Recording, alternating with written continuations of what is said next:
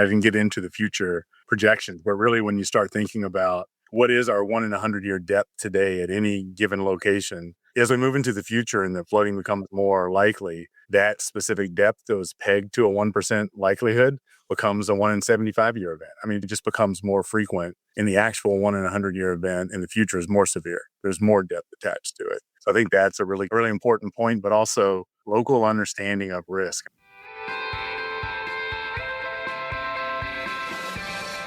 Hello, and welcome to this special episode of the REIT Report, part of our 2025 Building Resilience series, which is covering the ways in which the commercial real estate industry is focused on investing for the long term. Over 3 mini-series throughout the year, we'll discuss with industry experts some of the challenges facing communities across the country and how REITs are part of the solution, driving out opportunities for economic growth today and in the future. I'm Jessica Long, NAREIT Senior Vice President for Environmental Stewardship and Sustainability. This episode is part of our first series, where we will discuss some of the key issues facing REITs that are on the front line in addressing the increasing complexity of physical risk in the built environment. Buildings must not only be resilient to the increasing frequency and severity of natural disasters, but also be prepared and proactive to maintain the comfort and safety of building occupants and connected communities. Many stakeholders depend on REIT-owned properties to shelter their homes, businesses, provide essential services like groceries, medical care, and logistics, provide places for learning, recreation, and travel that power local communities, and provide the digital infrastructure that connects everything we do. The need for resilience is clear. However, quantifying the financial benefits of resilience is challenging. REIT shareholders, banks, insurance companies, and bondholders and individuals are all invested in buildings and communities across the country. They depend on financial performance metrics, credit ratings, and increasingly on climate risk data to make decisions about allocating capital and valuing real estate assets and portfolios. Today, I'm excited to have Dr. Jeremy Porter, a founding member of First Street and the head of Climate Implications Research. In this role, he leads the development of the organization's economic impact implications models with a specific focus on the downstream impacts of climate change exposure. Dr. Porter is widely recognized as an expert in the climate implication space with over 125 peer-reviewed scientific research papers and chapters. Prior to joining First Street, Dr. Porter had a long career in academia and research, including founding of a new master's program in data science at the City University of New York's Graduate Center. Dr. Porter holds a PhD in demography with minors in mathematics and statistics and geospatial technologies, and completed a postdoctoral fellowship in applied statistics. Thank you for joining us today. Yeah, thanks for having me. It's a mouthful. I should probably pare down my biography a little bit. I think it's really amazing and just really excited to have you here. And to that extent, I think the first thing that it would be great, especially for those that are unfamiliar with First Street's work, is to talk a little bit about the approach you take to developing climate risk research and models.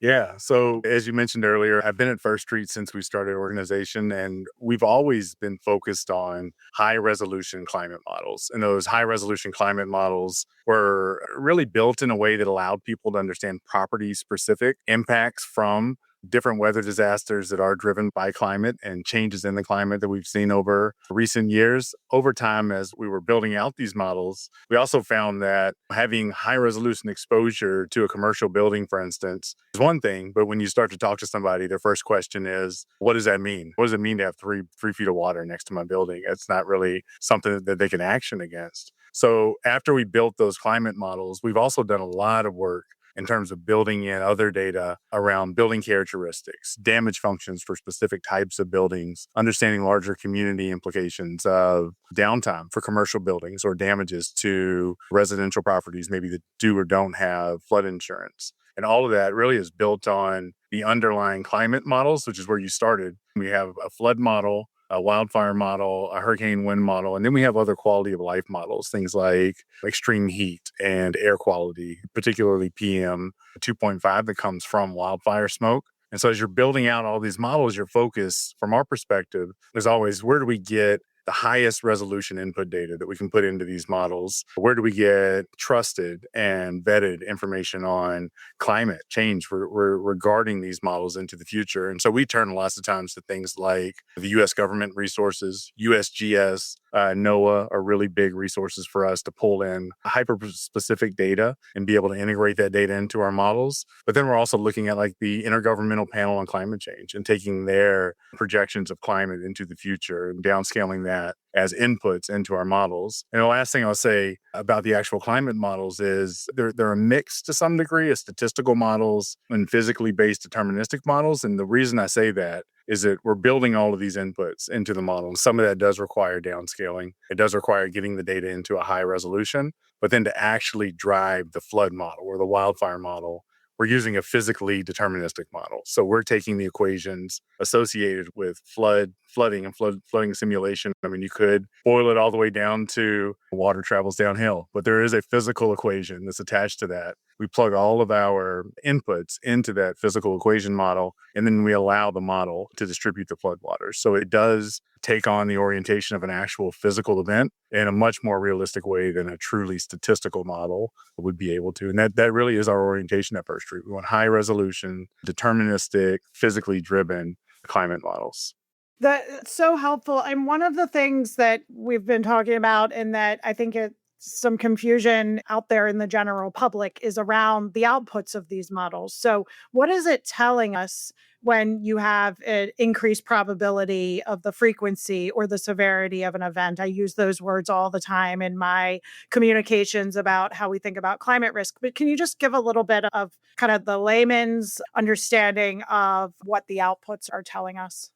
Yeah, it is confusing. And one of the ways in which we've thought about climate risk in the past is we oftentimes talk about a 1 in 100 year event, but it's a 1 in 100 year flood or 1 in 100 year hurricane. And that it starts to denote to the public that I just had a 1 in 100 year flood. I don't have to worry about another one. I'm not going to live to be 100 years old. That's not actually how they work, right? So one of the problems communication of these types of risk is understanding that every year there's an independent opportunity for that probability of an event to occur. If you just look out 30 years, which we often use because it's generally the standard length of a residential mortgage, a 1% chance of flooding every year means that over that 30-year time period, you have a 26% chance of flooding. And so that, if you look at it in that kind of a way, all of a sudden you're saying, wow, I have over a quarter chance of flooding over the lifetime of my mortgage. That sounds much more problematic than a 1%, 1 in 100 year flood risk. And the other thing about the 1 in 100 year 1% levels that when you talk about severities is those vary across the country. So, the Gulf Coast and the Southeast Atlantic coast,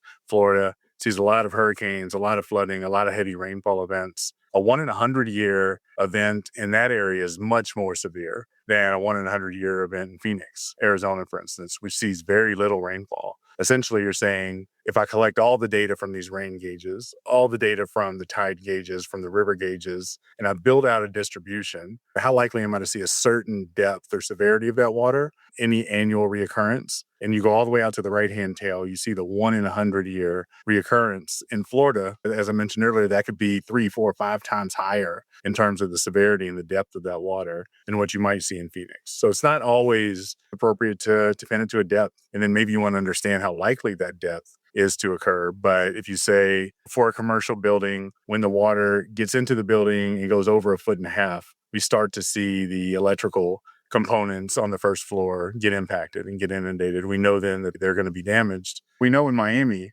about 1.5 foot of flooding, that was maybe a 1 in 80 year flood. In Phoenix, it's like a 1 in 700 year flood, maybe. So all of a sudden, you can start to align the expectation of those damages to the environments in which they might occur. And it helps you think about things like investment decisions and risk in specific areas and even adaptation. When you start to think about ROI, what's worth protecting against and what's not. And oftentimes that's driven by where you are.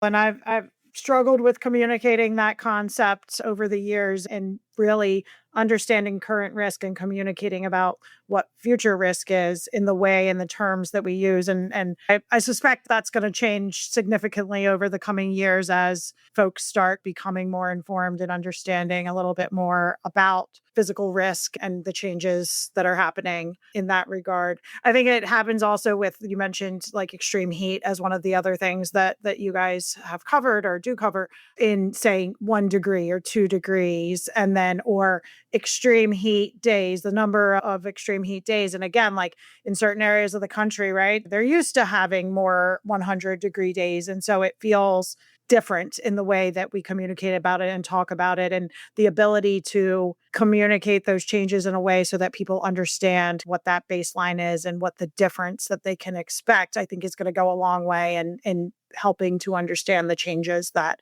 people are going to experience and the way we may need to think about buildings and our economy differently in the future. I mean, that's a really good point. I didn't get into the future projections, but really when you start thinking about what is our 1 in 100-year depth today at any given location, as we move into the future and the flooding becomes more likely, that specific depth that was pegged to a 1% likelihood becomes a 1 in 75-year event. I mean, it just becomes more frequent, and the actual 1 in 100-year event in the future is more severe. There's more depth attached to it. So I think that's a really important point, but also local understanding of risk. Even when we look at our integration of our data on some of the real estate websites, we're seeing people in Houston, in LA, they want to live in those places. They live there because their family's there, their jobs are there, their networks are there. So they're not moving from those locations. When they go on the market to buy a new home, what they're looking for is a similar home with relatively lower risk. They know what to expect in those areas. In places like Texas, 100-degree days are relatively normal, 100-degree days with high humidity. If you go up into Minnesota, it may be that an 85-degree day is considered a hot day locally in that area. So being able to calibrate for those different weather extremes via expectations is really important as a benchmarking exercise also. And I think that real estate, like you said, is hyper local, but also we have large portfolios of commercial portfolios of buildings that are in different areas. And so the ability to communicate and talk about risk in different ways in different areas of the country is part of the journey that the industry is on right now. First Street has published a series, 12 national risk assessment reports. Can you talk about some of the key insights that are found in those reports, what you've learned through the process of developing those reports and how they build on each other, or you come up with the ideas to do the next one and what you're thinking about and looking at? It's really interesting. When we first started, as you mentioned, we just built out a flood model and we just talked about exposure. So we built a high resolution model. We took the 145, 146 million or so properties that exist in the lower 48 plus DC, and we wanted to understand exposure to different levels of return periods of flooding. And as we did that, we realized pretty quickly that FEMA didn't cover all those properties. So one of our first analyses was to uncover the fact that FEMA is not capturing more than half of the properties across the country that have a 1 in 100-year flood risk. As we built it, people were super interested in it. They were like, wow, this high resolution model, you're uncovering all of this flood risk. You're comparing it to the authoritative source of flood risk through the FEMA special flood hazard area. And then we started talking to folks. We would talk to clients. We would talk to external groups at research conferences, things like that. And we started to get questions. So we would get questions like, as I mentioned earlier, what does it mean to have 3 feet of water next to my building? Does that mean that there's damages? Is that going to go away pretty quickly and everything's just going to go back to normal? So as we were getting these questions, and a pretty young organization at that time, we were taking that information and building new models, new features, new reports. And we were saying, we talked to this group and they're thinking about using the data in this way. Let's build a feature that allows them to use the data. We were lucky that we were small enough and nimble enough that we could be super responsive. And we were also lucky that we got really good feedback from really good partners that were interested in the data. But we started with flood. As we built out flood, we built different components of flood, including damage functions and damages from the flood model, infrastructure in communities. So things like critical infrastructure, electrical grids, hospitals, police and fire stations, social infrastructure, things like museums, schools, government buildings. We wanted to understand what the community impact was beyond just the property. And then as we continued to build that out, we moved into the commercial space. We wanted to understand how are commercial buildings impacted in a way that's potentially different from residential buildings. And what does that mean for commercial viability in communities following an event, for foot traffic, for downtime, for lost revenue, all of those types of things. And so that was our flood model. That was about a year and a half to 2 years of modeling and report writing. And then as we did that, we started to pivot into other climate hazards. So following flood, we moved into the wildfire space. We built, again, a deterministic wildfire behavior model that took all the inputs around weather, around fuels, around humidity, and built this deterministic physics-driven wildfire model. Interestingly enough, one of the most important aspects of the wildfire model is that the ignition points are like 90% started by humans. So we get this data around where wildfires started. In the past, they generally need something like a transmission line or a campfire or something like that that starts them. But then we moved beyond that into to tropical cyclone winds or hurricane winds. Extreme heat was one where one of my favorite insights I think we ever uncovered was the naming of the extreme heat belt in the middle of the country. So there's this portion of the middle of the country, if you look at climate projections into the future, is likely to start to experience more and more extreme heat, high humidity days. It makes sense when you look at it. At first, it stretches all the way from Texas up to around Chicago. You look at it and you wonder to yourself, that's a lot of heat for that far north.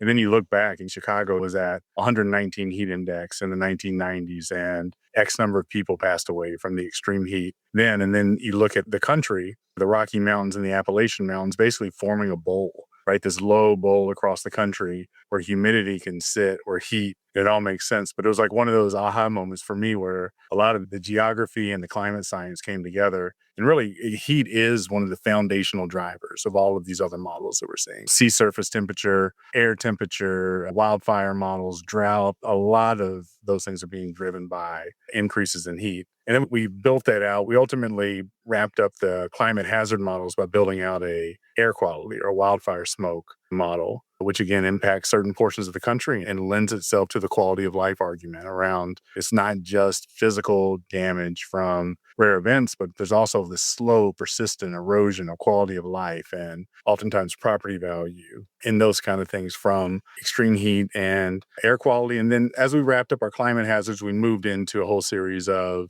models around climate migration and property value, valuation impacts and impacts on bank portfolios and things in a way that we were really focused on connecting climate risk back to financial risk.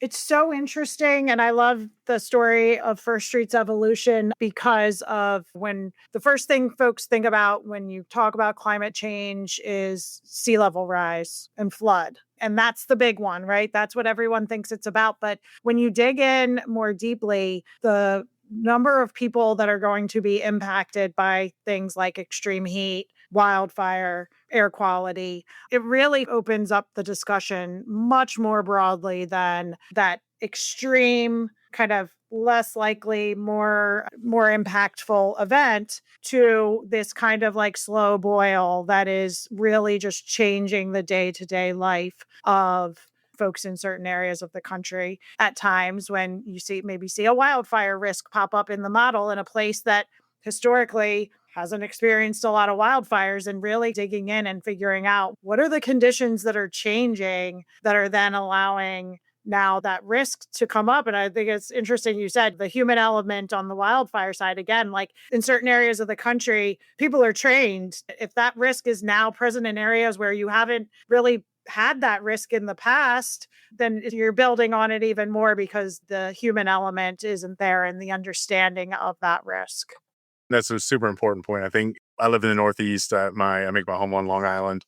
Suffolk County, right off the highway, was on fire a month ago, and it wasn't a huge fire like what we see in California, but it was a wildfire, and it was started probably by somebody throwing something out the window or something like that. We see the same thing just in this past week in New Jersey. There were bigger fires, and New York City's air quality was impacted from that. Of course, it's nothing like what people on the West Coast have been dealing with for decades now, but it does go to show you that places that you wouldn't think of as having risk from these different climate hazards do have risk. And I think one of the best stories or one of the most counter insights that I ran into was when we were modeling wildfire and we had all this risk in the Everglades. In my head, I'm not from Florida, I'm not from the South. I think to myself, it's a swamp. It's always wet. It can't be on fire. There's no way. Then you pull in the U.S. Forest Service's historic wildfire perimeters, and they're all over the Everglades. There is a dry season where they drain the Everglades and it constantly catches on fire in that area. And it's just one of those things that I generally thought wildfire was in the West. As we started to study wildfire, there are all these cool and interesting information pieces that emerge from that research. Yeah, I just moved to a new house last year here at the DC region, and we had extremely low rainfall last summer. We were in a drought all summer and fall. And as soon as we moved to our house that backs up to the woods, we got a red flag warning day. And all the neighbors said, "This has never happened before." I said, "Of course, I moved to the neighborhood and here we go." But you understand now more. All it takes is those dry conditions, those high winds. You introduce a little bit of lightning or human element, and there's the conditions for a wildfire. And so I think the education of folks around these, again, climate related hazards and how things are changing in a way where you need to understand things that maybe you didn't really have to be concerned about in the past is part of what I think the education that we want to do moving forward. So folks can start to take this from like oh, wow, this is like too big of a problem for me as an individual to solve, to a place where you can start to see, okay, I understand what the risk is and what the things that I can do to mitigate that risk.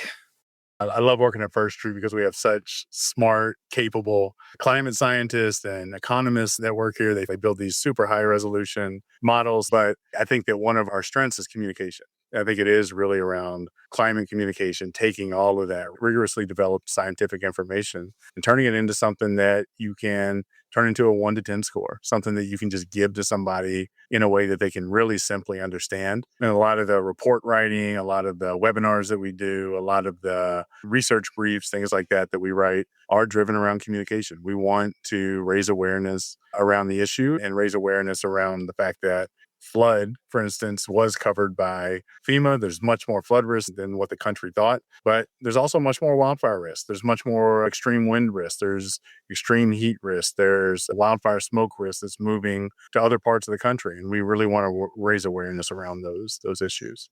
I wanted to ask about some of the macroeconomic impacts. So you mentioned the report on climate related migration. I think that's something that's really important to the real estate industry. We talk a lot about people being really core to real estate and understanding kind of the trends and the movement of people and where people want to be is really what creates opportunity in the real estate sector. And you talked a little bit about kind of people moving within the communities that they're in. What did you learn through that process of looking at the climate migration report?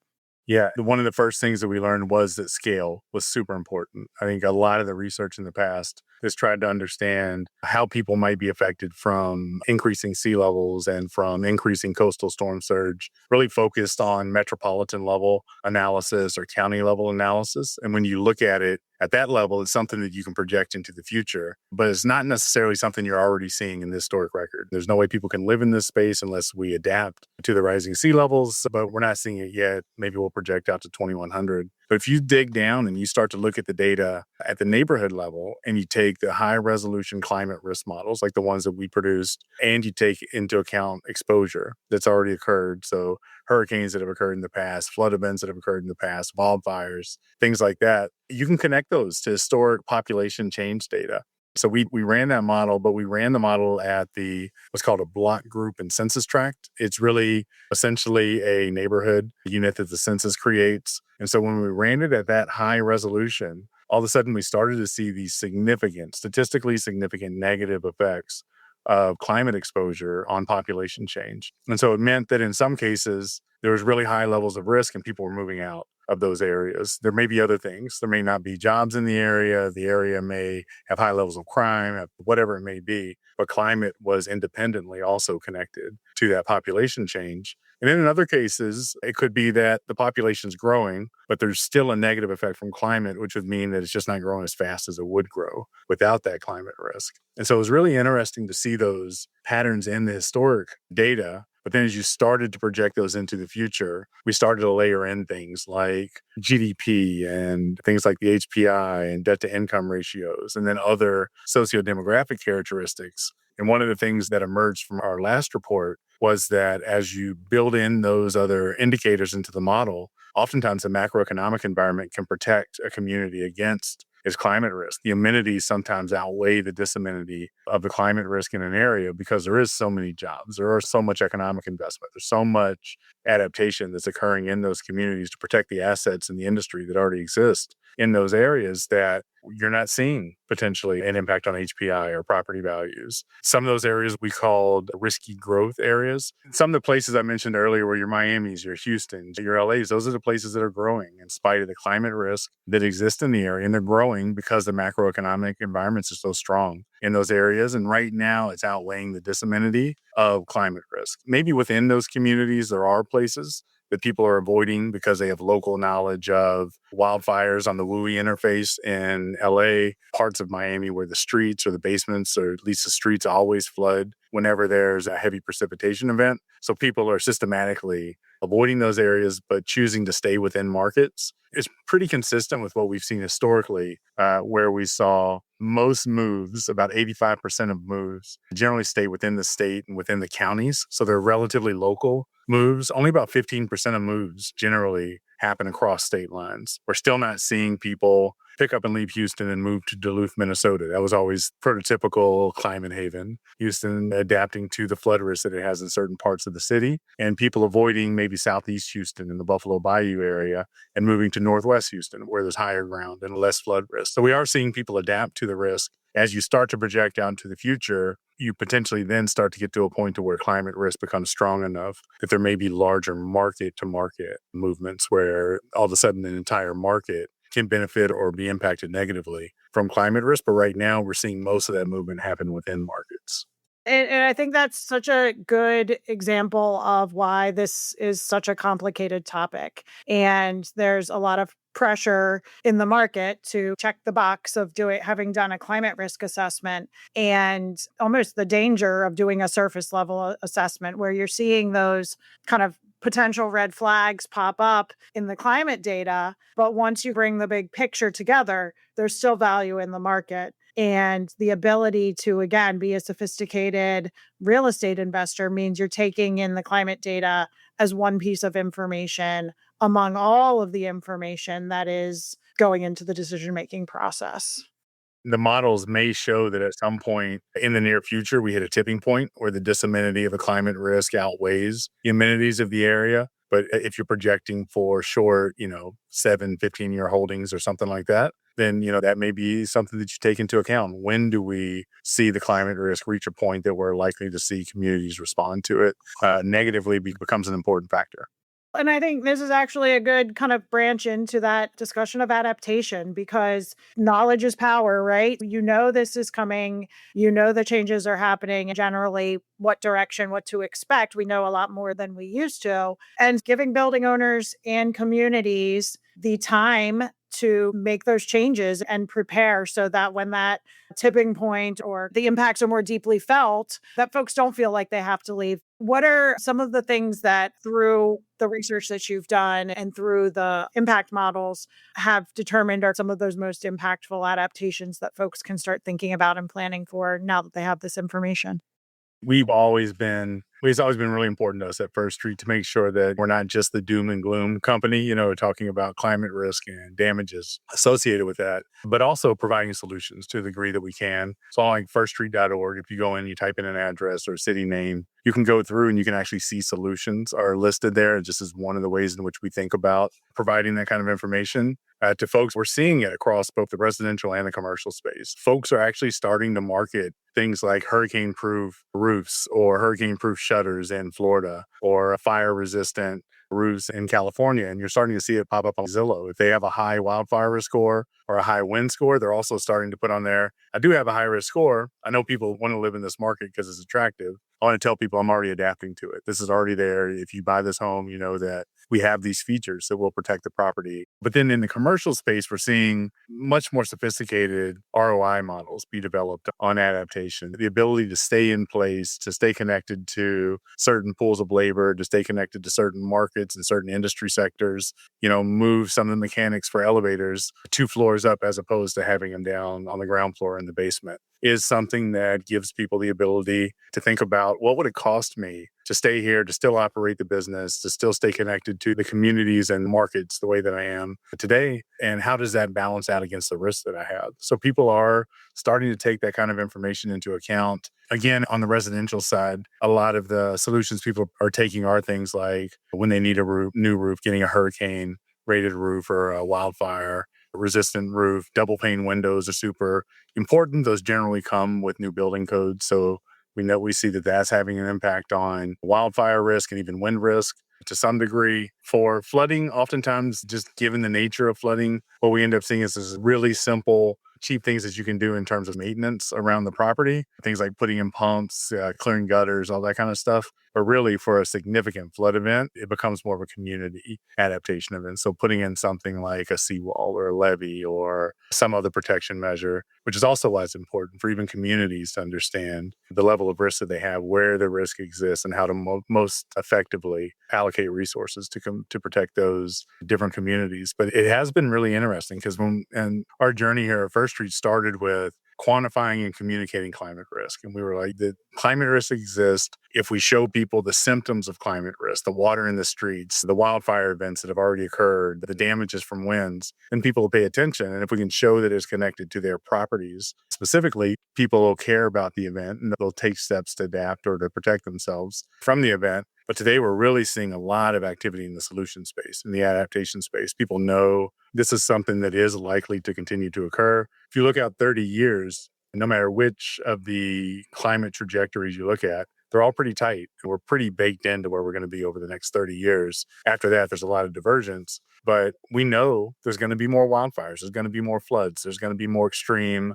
climate events. Knowledge is power. If we know that information, if we have the precision of the models, the archetypes, the damage functions that we can use to understand what that damage looks like for specific residential, specific commercial properties, then you can start to think about adaptation and understand, how do I exist in this environment that I know is going to continue to get worse in terms of exposure, and how do I protect myself in that environment? So it is interesting to think about the arc from where we started to quantifying climate risk to where we are today, where we see so many people interested in adaptation solutions and creative ways of managing and dealing with the climate risks that exist in their space. It's a great opportunity for people to come together. I think we see that kind of after a disaster where communities band together and for recovery and repair. But this idea that we can band together to prepare as well, and building owners, communities, local governments. That's one thing I think that everybody can agree on, is the ability to work together and build these adaptations that are going to benefit everybody. You can look at climate models that feels like all doom and gloom, and then look at these adaptations and say, it's going to be all right. Like, we can persist in this future, but you have to be intentional about what are the things that you're going to do to make that a safe and thriving community with these increased risks. Yeah, and from my perspective here at First Street, it all starts with data. I mean, we just didn't 10 years ago, we just didn't have the data to make these kind of decisions in a way that was actionable, in a way that drove decision making around things like adaptation. Today, we can screen properties with high resolution data. We can understand which ones need more attention, which ones do we need to maybe hire an engineering firm to dig in on and think about adaptation, which ones have risk, but it's manageable given the risks that exist in the area, which ones don't have risk. And all of that, I think, just comes from data and understanding that this data is available now. We've made huge strides over the last decade in terms of risk awareness, risk analysis, and then the downstream implications of that risk. Learning how to understand the risk, how to measure the risk, and how to effectively protect yourself, whether you're a commercial entity or a residential homeowner, I think is a super important outcome from this. Yeah, I totally agree. And I appreciate all of the work that First Street has done, the partnership with our organization, and many of our members really value the data that you provide. So it's been wonderful having you on this episode. I appreciate you being here and sharing your expertise with our listeners. No, thank you. I love talking about the work we do at First Street, and I could have done it for another hour or two probably. So I'm glad you cut it short. Great. If you enjoyed this discussion and would like to hear more about what is happening across the REIT industry, you can subscribe to the REIT Report or leave a review wherever you access your podcasts. If you're interested in learning more about REIT sustainability, check out nareit.com/sustainability, where we highlight efforts across the REIT industry to deliver strategic value through sustainability in the built environment.